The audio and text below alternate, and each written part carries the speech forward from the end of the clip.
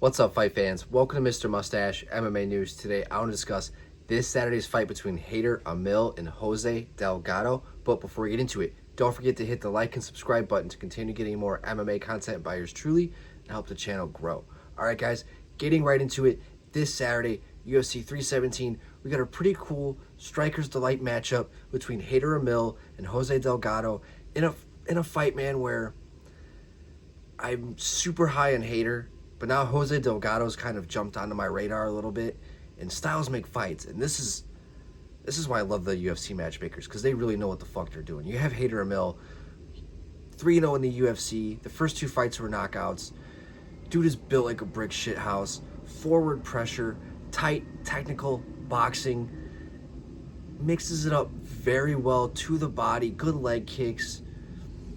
But going against a guy like Jose Delgado, who isn't as much of a physical specimen, but makes up with speed, explosiveness, also moves forward, but where he's not as tight and as technical as Hyder, he is more loose, explosive, fluid. I don't want to, maybe not so much, I don't want to say fluid, but unpredictable, right? He's not going to throw it like, it's not going to be coming from such a traditional stance as Hyder is going to be throwing. You know, you have the very traditional type of fighter against the more untraditional type of fighter, right?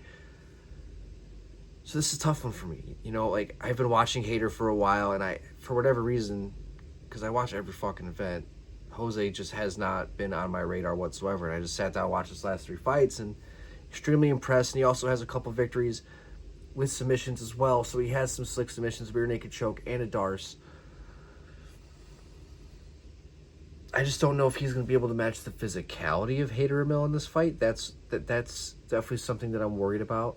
You know, Hyder's got a chin like a motherfucker. So I see this fight going to decision. It's just who is getting their hand raised.